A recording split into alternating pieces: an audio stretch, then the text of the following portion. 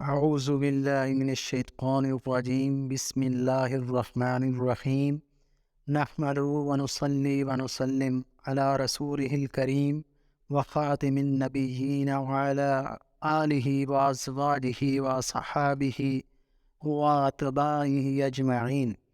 الحمدللہ ہم لوگ مسلمان ہیں، اس پر ہم جتنا بھی شکر ادا کریں کم ہے۔ ہمیں یہ غور و فکر کرنا چاہیے کہ ہم ایسی جماعت المسلمین میں شامل ہیں جن کے اعلیٰ فرد حضور نبی کریم صلی اللہ تعالی علیہ وآلہ وسلم ہیں، پھر ان کے صحابہ کرام رضی اللہ تعالی عنہم ہیں جو زندگی بھر شریعت مطہرہ پر عمل پیرا رہے۔ ہم بھی ان کے نام لیوا ہیں، ہم بھی ان کی تعریف کرتے ہیں، ہم ان کی عظمت کو سمجھتے ہیں، ہم ان سب کو خراج عقیدت اور خراج تحسین پیش کرتے ہیں۔ آئیے ہم دیکھتے ہیں کہ ان کی بلندیوں کی وجہ کیا ہے۔ ظاہر ہے شریعت پر عمل کرنا ہی ان کی بلندیوں کی وجہ ہے۔ مسلمان ہونے سے پہلے صحابہ کرام رضوان اللہ علیہم اجمعین کا کچھ بھی مقام نہ تھا۔ اسلام میں داخل ہو کر صحابہ کرام کو بلند مقام ملا اور زیارت رسول صلی اللہ تعالی علیہ وآلہ وسلم کی بنا پر سب سے اونچا مقام بن گیا، اور تابعین کرام اور تبع تابعین کرام اور اولیاء اللہ عظام کا مقام کیسے بنا؟ ظاہر ہے صرف اسلام پر مکمل عمل پیرا ہونے کی وجہ سے بنا۔ ہمیں شریعت سے کیا ضد ہے؟ شریعت کا کیا قصور ہے؟ ہم کیوں نام کے مسلمان ہیں؟ ہم ترقی کیوں نہیں کرتے؟ ہمیں نفس و شیطان کیوں عمل پیرا نہیں ہونے دیتے؟ ہماری عقل کدھر ہے؟ ہم شریعت کو اپنا فیصلہ کرنے والی کیوں نہیں سمجھتے؟ ہماری رائے کی حیثیت ہی کیا ہے؟ دنیا کی قدر و قیمت ہی کیا ہے؟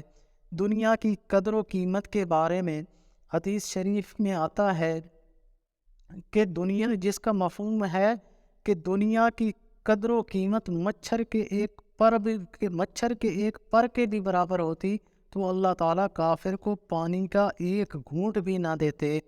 معلوم ہوا کہ دنیا کی قدر و قیمت اللہ تعالیٰ کے ہاں کچھ نہیں ہے۔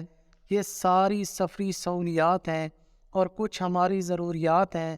اس دنیا میں رہ کر کامیاب وہی ہے جو اس کا ہو کر نہ رہ جائے۔ دنیا دل لگانے کے لیے نہیں ہے، دنیا عزت کی چیز نہیں ہے۔ دنیا میں رہ کر آخرت نہ کمائی تو ذلت ہی ذلت ہے۔ حضرت عمر فاروق رضی اللہ تعالی عنہ کا فرمان ہے، ہم ایسی قوم ہیں کہ اللہ تعالیٰ نے ہمیں دین اسلام کی وجہ سے عزت بخشی ہے۔ جب ہمارا شریعت پر عمل ادھورا ہے تو گھر کے کام پورے کیوں؟ جب دین کے ہر مسئلے پر عمل نہیں کرنا تو دنیا کی ہر چیز کیوں چاہیے؟